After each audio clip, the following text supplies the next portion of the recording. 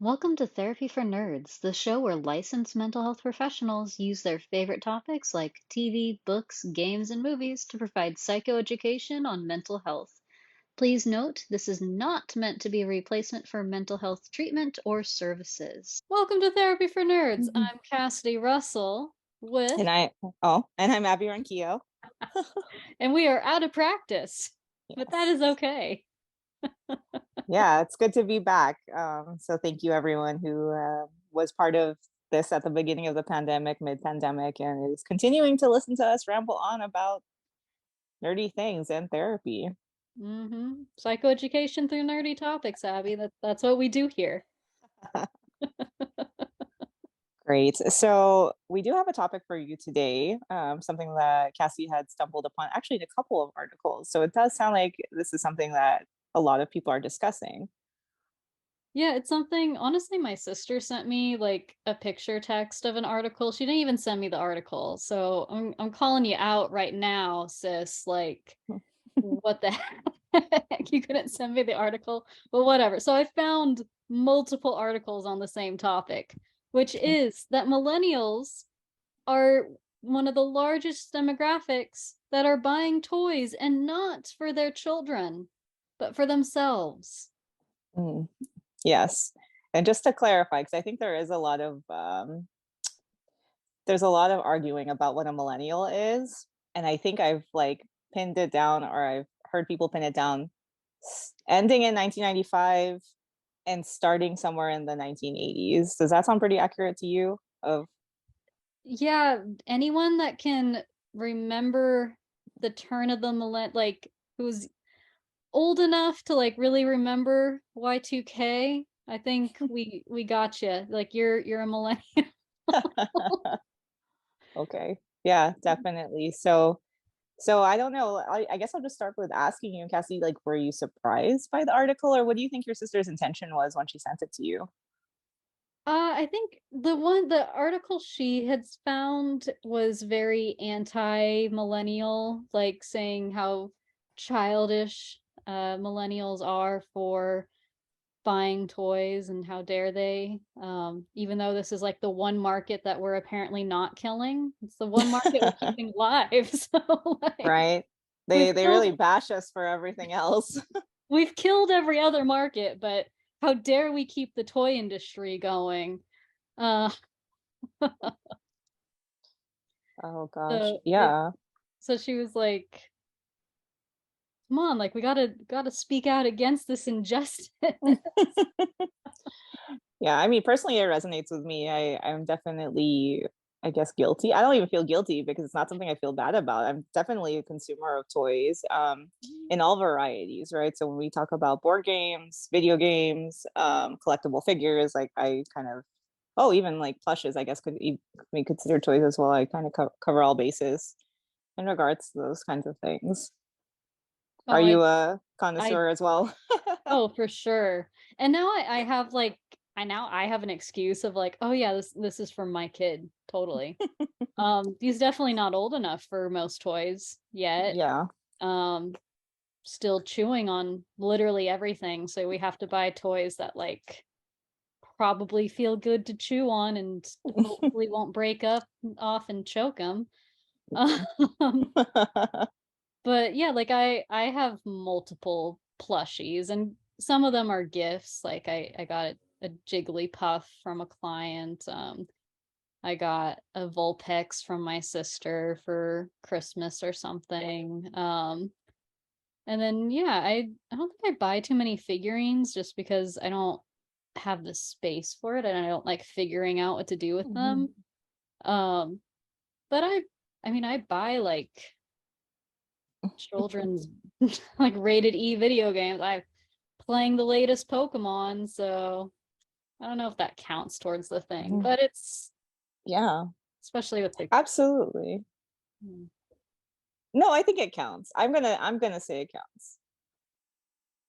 I don't know if the articles were kind of keeping that in mind, but I definitely think that it's a game. It's made, for entertainment. It's made for children for the most part.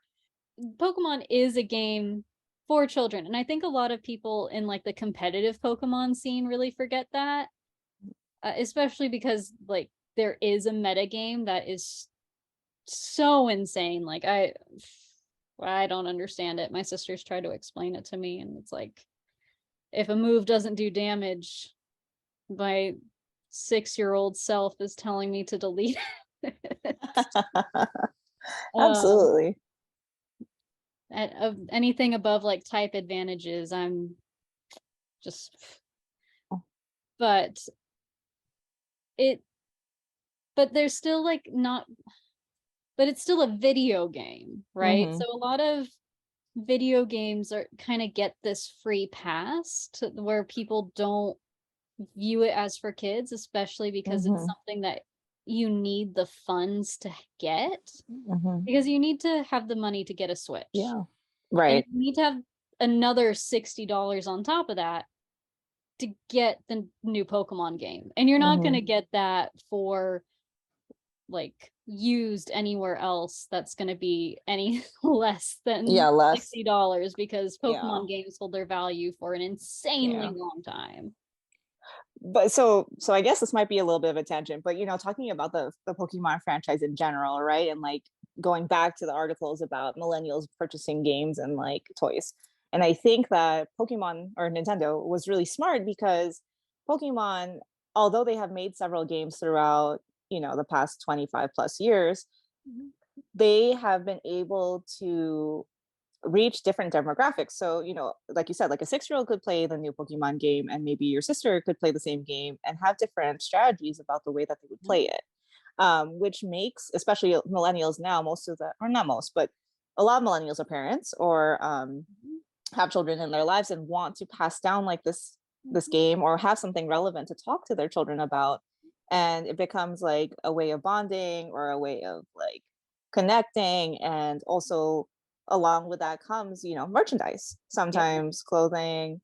Yeah, I think we talked about this on a previous episode, but like I'm just so envious as an adult, like that these kids get these cool shirts and jackets and backpacks of like all these games and animes that I wish I had merchandise for back then and like it didn't Mhm. exist.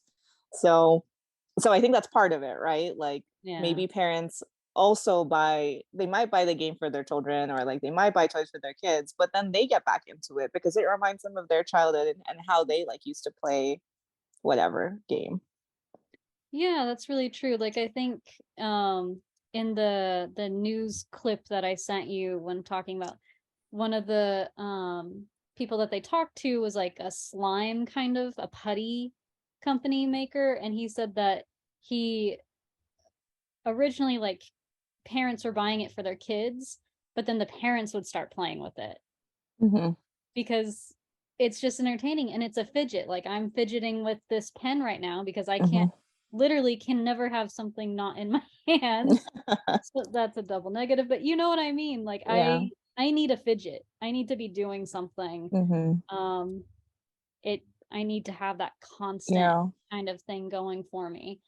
Um and so it just makes sense. And like a lot of adults don't understand that that's what they're seeking, Mm-hmm. but it's still helpful to have.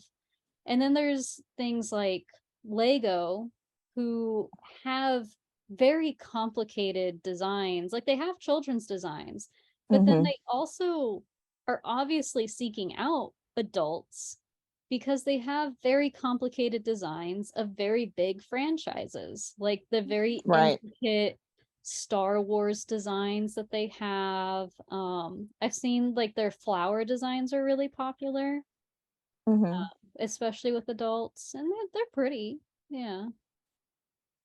Yeah, Lego is also a very smart franchise because they have their subset of like Lego ideas, where they get ideas from people like that like to build Legos, and then they somehow magically obtain the license for it and then create the product, which is really cool. So yeah, in the past couple of years, they've partnered with Friends, Seinfeld, Sesame Street, a lot of TV shows actually, um, which has been interesting. And you bring up a good point because a lot of these toys are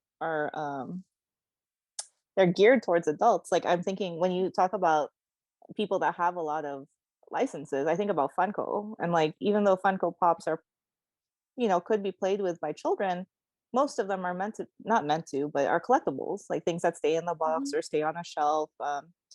And most adults would be the people that do that. Yeah. Yeah, like, I've seen a lot of people with, like, Funko Pops as decorations in their offices and that kinda stuff. Yeah. But kind of going back to what you were saying earlier about like the putty and like sensory things, and I think that even if you don't have a child or you don't have a child in your life, Mhm. toys can bring a sense of nostalgia or like a very innocent time of your life. And a lot of people say like the perspective of a child is something that can't be taken away, or like the naivety of a child is something that a lot of people desire in their lives, especially when you're always stressed, or Mhm. um, there's so much going on in the media and the news, a lot of negativity that can kind of overwhelm people. So I think that toys can also bring that kind of that sense of support or like warmth, Mhm. um, even if it's just on a shelf, something to look at. Yeah. There's been some evidence to show, like, that it can be anxiety fighting to have things like a safe, and it's basically like a safety blanket, right? Like, the Pokemon franchise is a safety blanket of mine. It's a comfort franchise of mine. When I see something of Pokemon related, it eases my anxiety. And the same can be true for someone with Legos or someone who wants to just play with Play-Doh or something. Like, Mhm. I mean, who doesn't just smell Play-Doh and instantly get taken back to their child? Yeah, which could be negative or positive. I do remember, um, just so everyone knows, Play-Doh is non-toxic, but it really doesn't taste that No, good. no. It smells good though. Yeah.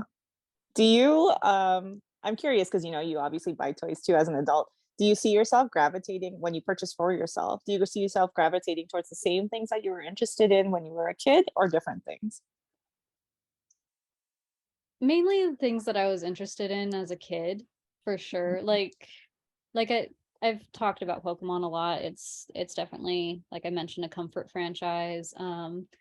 Another thing that I've been getting a lot of is Star Wars stuff. And like Hmm. granted, I've been getting a lot of like Baby Yoda merch. Um, my child may be dressed like 90% of the time in something with Baby Yoda on it. He may have Baby Yoda bed sheets and baby multiple Baby Yoda blankets. I My husband got me a Mandalorian waffle iron Mm. for Christmas, so I can make Baby Yoda waffles. Um, and Star Wars is a franchise I also grew up with. Obviously, Baby Yoda was not a thing when I Mhm. was 6 years old.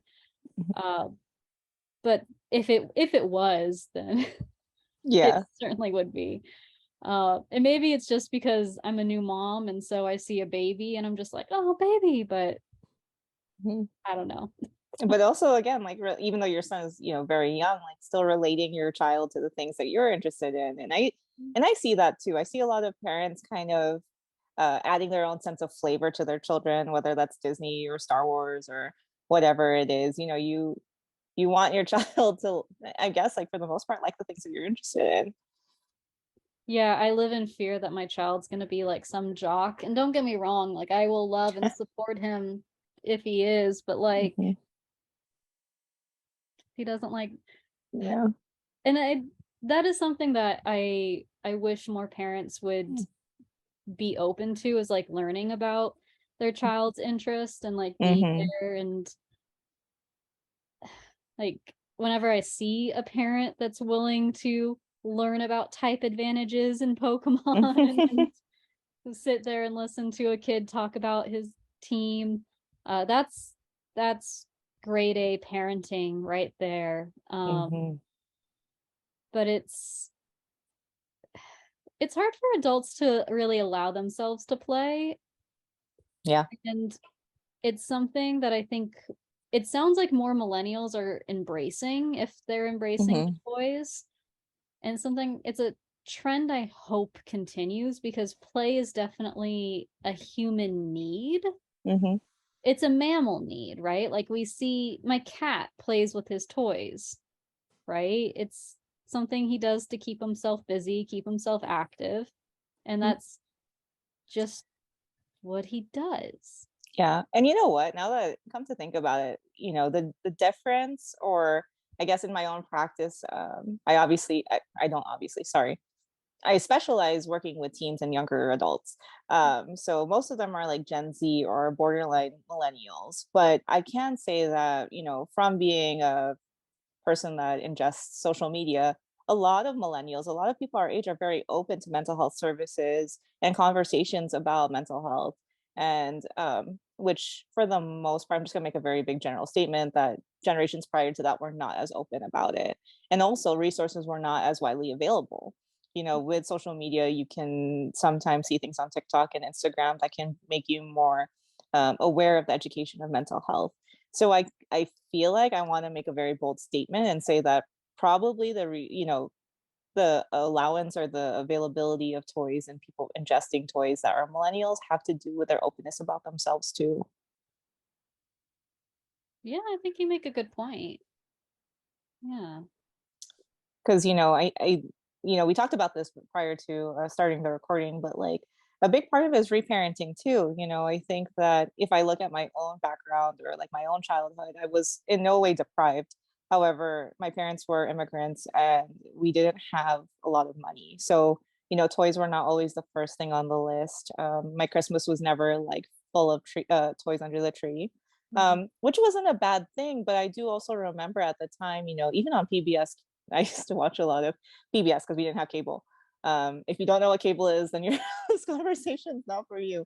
Um, but yeah, there used to be so much advertisement for toys. Like Mhm. you could not get away from it. And anytime you would go to the store with your mom, there would be toys in the aisle going towards the cashier, and like this whole setup and stuff. And there was so much more money going into physical advertisements, and people kind of promoting toys for children. So it was really hard to miss.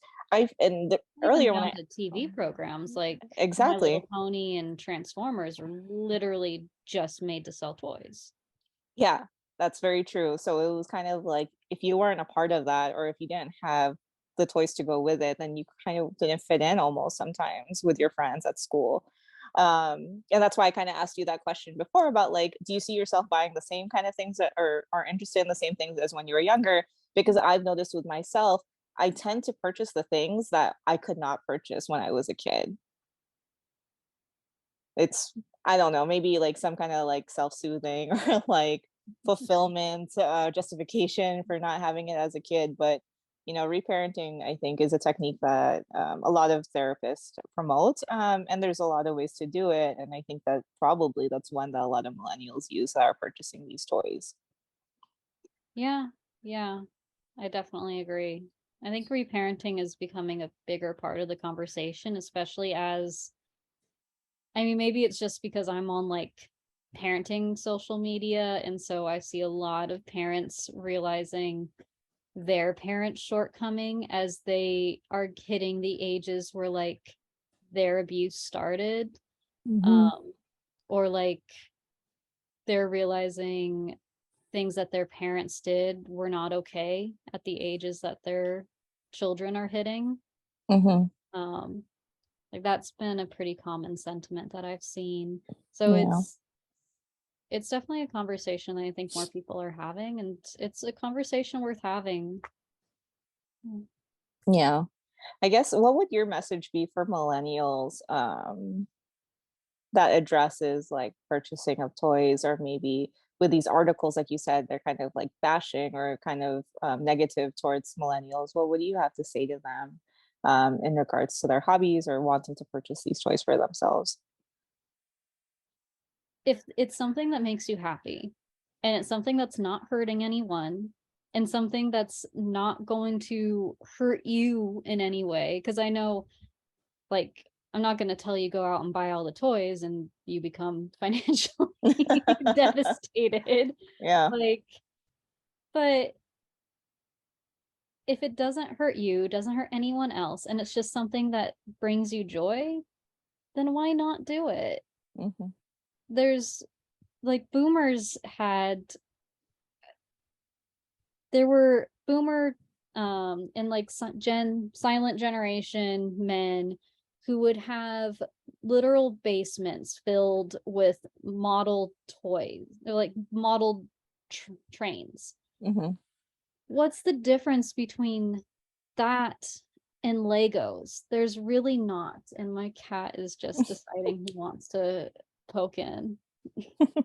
That's fine. Let them. Again, human nature or cat nature, I Yeah, guess. Yeah. just gonna do But this.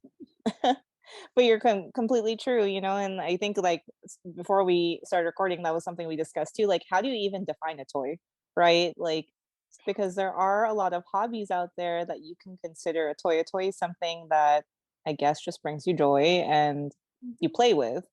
And there are a lot of things that adults use, like baking. I would say is even something. I guess technically it's a hobby, but you play around with your food, or like there's Yeah, a lot of people that get very creative with it. So yeah. almost anything can be a toy. Yeah, I mean, depending on it, like there's can be sensory stuff with like kneading dough if you have to Hmm. knead it.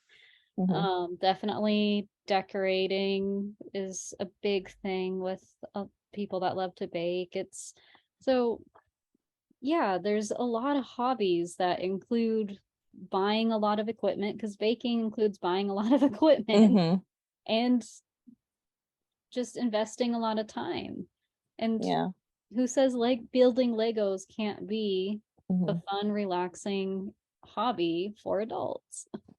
Absolutely. And yeah, I acknowledge too that sometimes you're right. Like some people, it's very unhealthy to get into places of financial deficit when it comes to a hobby. And when we talk about reparenting and purchasing these things for yourself, if you're not hurting yourself or anyone else, it could be a little gatekeepy, I guess, for people who are on lower budgets, especially young adults who might not have as much. But I think that you could still reparent yourself and allow yourself the desire for these things without actually purchasing them and also having a similar effect. So kind of just acknowledging like, I don't know, like, oh wow, like, that Lego set's really cool. That's something I would have played with when I was a kid. Um, that would look so cool here, whatever, is also a really good part of just um validating yourself and your needs as a person. Yeah. So that's just a tip for anyone out there who's also financially trying to, be frugal, which is not a bad thing. No, and in this economy, like it's things are getting harder. Hmm. There's thrift stores, there's like secondhand places, Hmm. there's ways to fulfill your hobby that don't have to be Yeah. expensive. Which brings up another good point, because we are, I guess, on the tether of a recession, or maybe we are in a recession. I can't really tell anymore. um, but typically when the economy is doing really bad, entertainment and other things go up. So it might make a lot of sense. I know during the pandemic, a lot of hobbies were also kind of, a lot of people were making bread, a lot of people Yeah. were crocheting and stuff, making models. So Mhm. that's something that kind of increased. And then it kind of continued into, I guess, what we're in now, whatever you want to call it. And that could be part of the reason why people are seeking out positive things and Yeah. spending money more on happiness. Yeah, you gotta do what makes you happy. And hobbies are definitely a coping skill and one that most therapists would encourage as long as you're safe and you're having Hmm. fun. Like that's the main thing. Yeah, sounds like the bottom line of, and the takeaway of all of this is, if it makes you happy and you're not hurting yourself and not hurting anyone else, just do it. Yeah. You do you, man. But okay, yeah. I mean, if anyone has any comments about it, or Mhm. thoughts about their own collections, or reflections about what it's been like being a millennial purchasing these toys and why you do it, definitely give us a shout out. I'd love to hear, number one, what people are collecting or what people are purchasing and Yeah. what it means to them. Yeah, what fandoms are you purchasing? What kinds of toys are you purchasing? How much time are you spending on this? I'd be interested in hearing. Let us know in the Yeah. comment section, guys. Thanks for listening. If you liked this episode, please comment, like, subscribe, and follow us on social media. Remember to be kind to yourselves this week.